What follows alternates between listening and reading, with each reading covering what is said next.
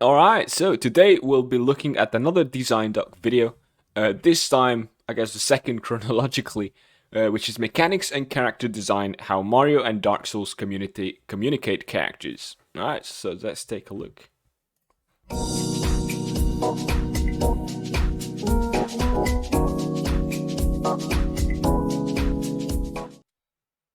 Characters are a very versatile way to give games both mechanical and narrative depth. When used right, they're a very powerful tool for teaching game mechanics to players in an intuitive way. Even something as basic as the way characters look and move can give us context for who they are and how they function in the game. Yeah, like a good example, I mean, he talks about Mario himself, but I'm not sure he's going to mention it in this video because it's a bit old. But like in Mario Odyssey, the simple fact that he has like a hat that you throw, and it's like a very gimmicky thing. The hand is alive, and it happens like once in the trailer or whatever. But that gives you first a little bit of narrative context, and it gives you directly the whole function of the game mechanic itself, which is quite interesting. And obviously, you can probably find more example like this in the game Hub, for example.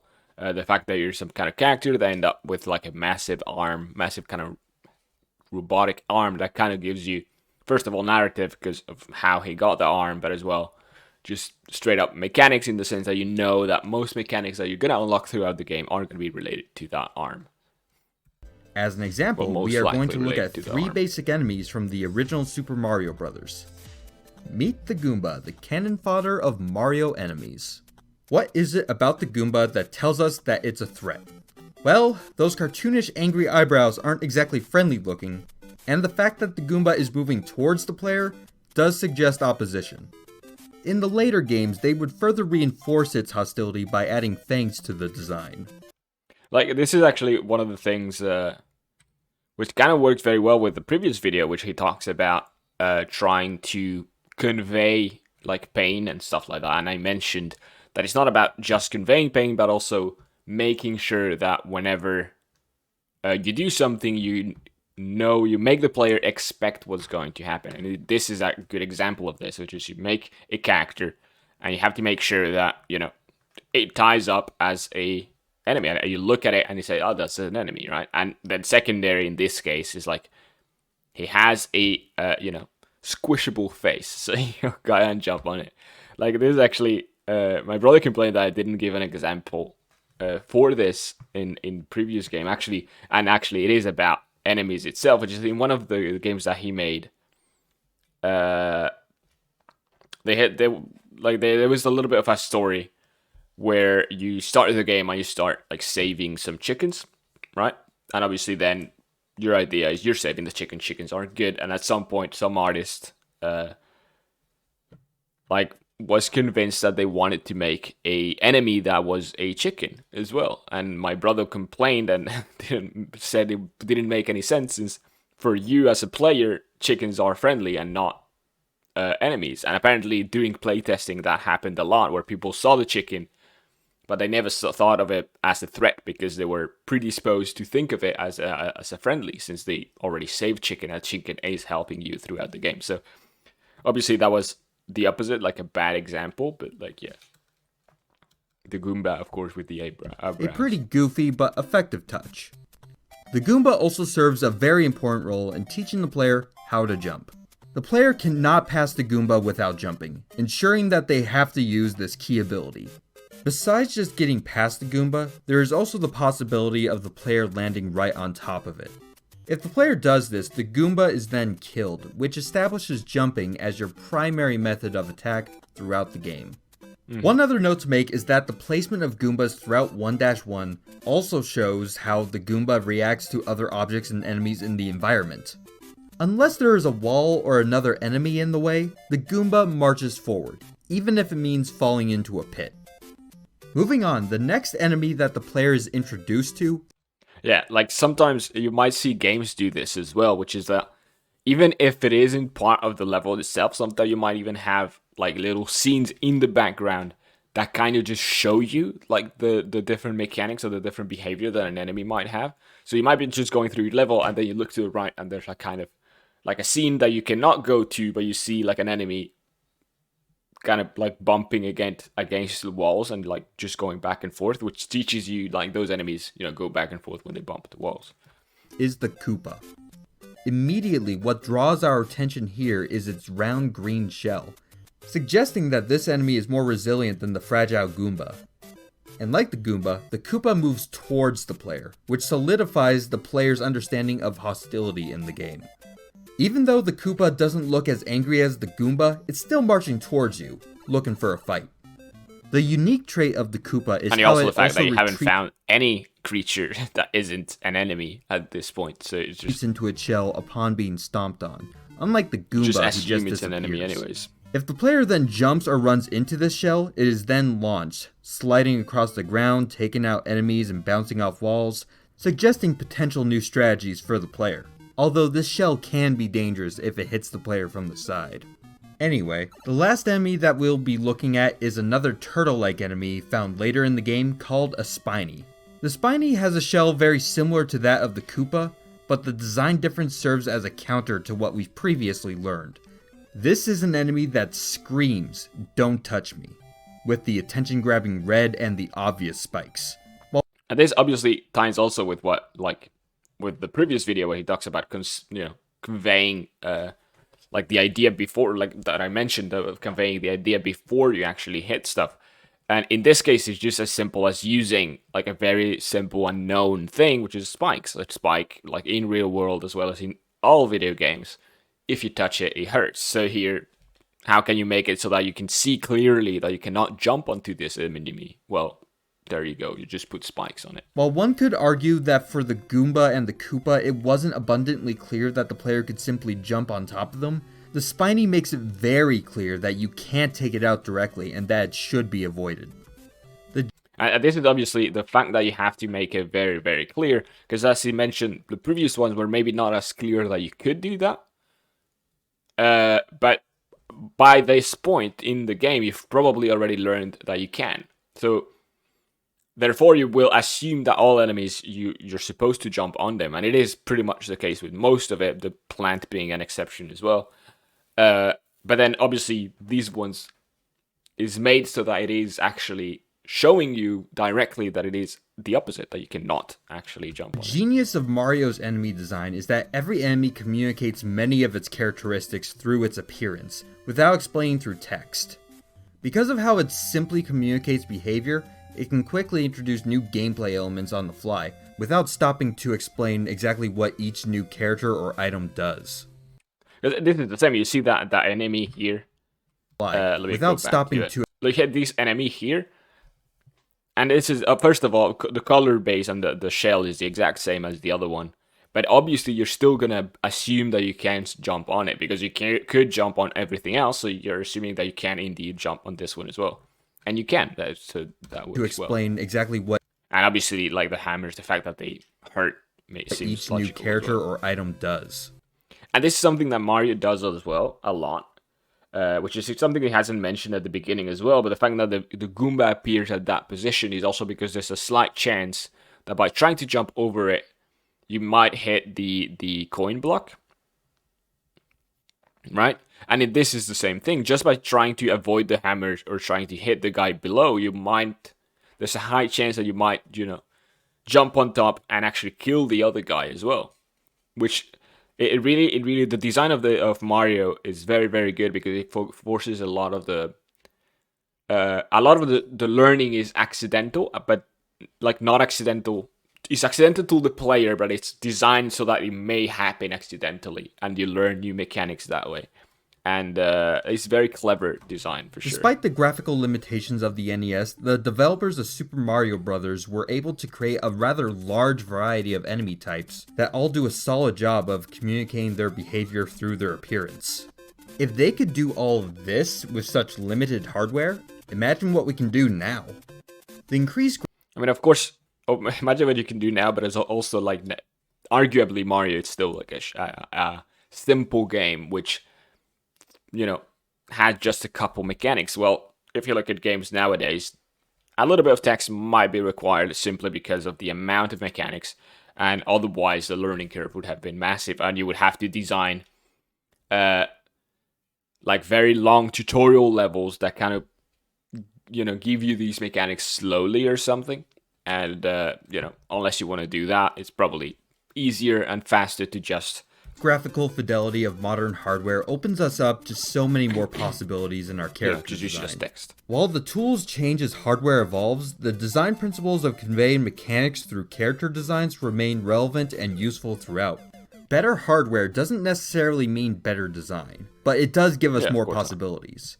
One series that follows these principles particularly well... This is actually something, a little bit of a tangent, but this is something that I've thought as well, which is that in a lot of games, a lot of modern games are games that, even though, like, obviously graphically they might look better, but design-wise and mechanically-wise, are games that would have worked pretty well in old consoles as well. So I'm thinking, for example, Roguelikes, and obviously they are based on Rogue, but Rogue was a very, very basic version of it.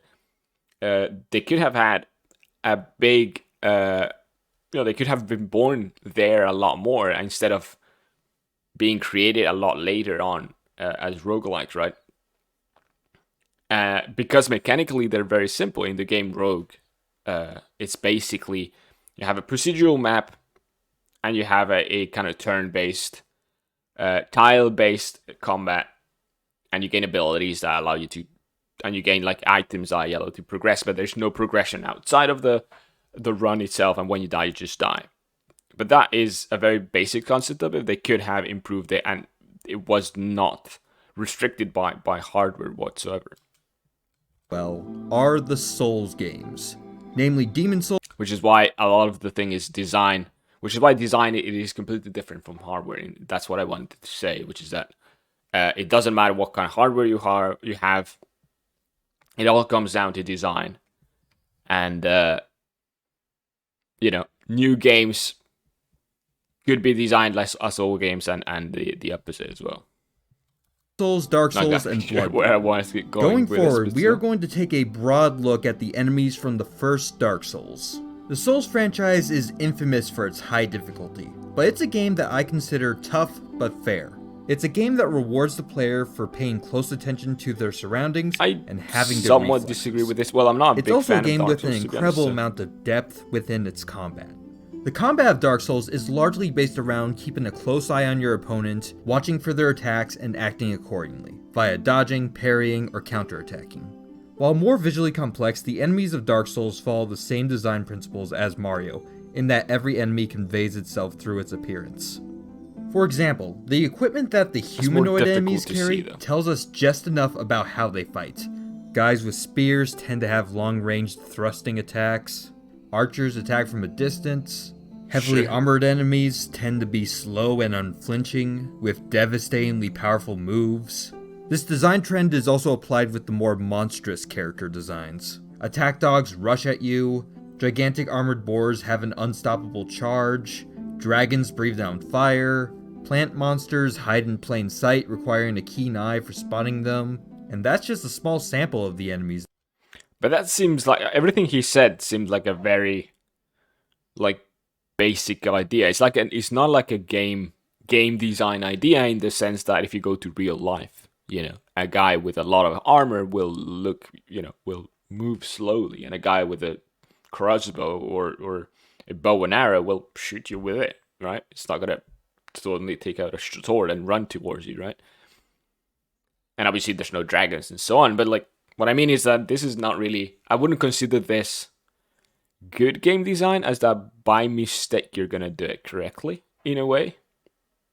Right? If you go, whenever you look at games are very little design, I always look at games are very, very realistic, in the sense that when a game is very, very realistic, you don't really think about, what kind of enemy I'm gonna make, right? You just make what would be realistic in that situation, and then you make that person act how he would in real life. And in this case, if you go at your realistic medieval fantasy, a guy with a bow and arrow is going to shoot you with a bow and arrow, and he's probably not going to be wearing very heavy armor, and that's just realistic. It's not trying to be game designy about it. So what he mentioned here is like, sure, but at the same time, Is it like intentional? I'm not sure. In this game. Beyond just the physical appearance of enemies, Dark Souls Like, of course, a guy with a shield is gonna block. You know what I mean? It's like, but that is it really designed? is That's able the to question. go more I guess the positioning of them and the amount of them in different locations is part of the design for sure. plain sight, requiring a keen eye for spotting them, and that's just a small sample of the enemies in this game. Beyond just the physical appearance of enemies, Dark Souls is able to go more in depth with its character design thanks to something the NES simply couldn't have taken advantage of at the time, which is full animation. As stated earlier, reading the attack animations of every enemy is a huge part of combat in Dark Souls. Every enemy has a telegraphed animation, so it's up to the player to learn and recognize each one and react accordingly. If the enemy is going to do a thrusting attack, the player can block it. If it's going to be a large overhead swing, they need to roll out of the way. The animation also matches with the appearance of each enemy. And you can tell that they all have a very decently big, how is it called in animation? Like a wind-up? Where you can see this guy, for example. He first takes his both swords together, then pushes them back, and then swings. And that is something that Dark Souls does kind of correctly, which is they give the player technically enough time. Like, usually you end up being overwhelmed and you don't do it, but still. They technically do give, if you only show the animation and you don't have all the mechanics in it, the player can probably tell what kind of attack will happen, right? For example, lowly zombie-like foot soldiers flail their weapons around, while fully armored knights gracefully swing their blades, conveying a sense of discipline and proper training. Yet again, that ties up with what I said before. Like, is it really designed? I guess to some extent it is, but obviously a knight will fight better than a random zombie with a sword, you know what I mean? Fighting style. In Dark Souls, there is so much more emphasis on how an enemy moves, rather than just how it looks. But you can pay attention to the wind-up in all of the animations, and it actually does show it quite deeply. There is a similar emphasis on animation in other games, such as the 2009 reboot of Punch-Out! And this again has a decent amount of wind-up as well. But regardless, in the context of games, it's incredibly important that our character design evokes what those characters can do. A strong character design can make even the most complicated of mechanics seem more simple.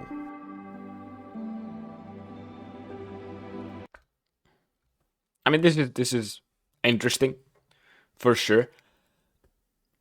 It's a bit of a weird video in the sense that he doesn't really explain much, I feel. Like, he still goes back. What I mean is that he's talking about the same thing, right? He's just talking about conveying and making the player expect what is going to happen. And it works for many things. In previous video about, conveying pain is the same thing. And I mentioned that it is not only about conveying once you get hit, but it is very important to convey before you get hit, to know what things are going to hit you. And here is the same thing, but being applied to enemies specifically. And when you look at the turtle, for example, with the spikes on it, it is conveying, don't jump on me because you're going to get hit. You're going to get hurt, right? And this comes down to the same thing, which is very important to make sure that what the player assumes, but looking at stuff, he's rewarded by seeing that it is indeed correct, that he is indeed correct on his assumption. And whenever that happens, that tends to be good design. And the opposite tends to be bad design. And I feel like he rambles a lot throughout the video, although I do as well. But like, he rambles a lot to say that, these and this is correctly designed, when a lot of the times is, I wouldn't necessarily argue that it is bad design, because it's not, but it's not necessarily very thoughtful design in some scenarios whenever you talk. Specifically, whenever you say that an archer, look, an archer is, you can see that the guy is going to attack from range, obviously, because it's an archer, right? But anyways, yeah, interesting anyways. Like, I feel like that is one of the most important things in general in game design, which is that concept of trying to make sure that you are conveying the information that you want the player to know and to see, and to make sure that you are making the player just making sure that whatever he expects is actually going to happen. Like making sure that you set his expectations correctly as to what's going to happen, how the game is going to react to him. So anyways, that was it. Thanks for watching, and see you in the next one. Bye.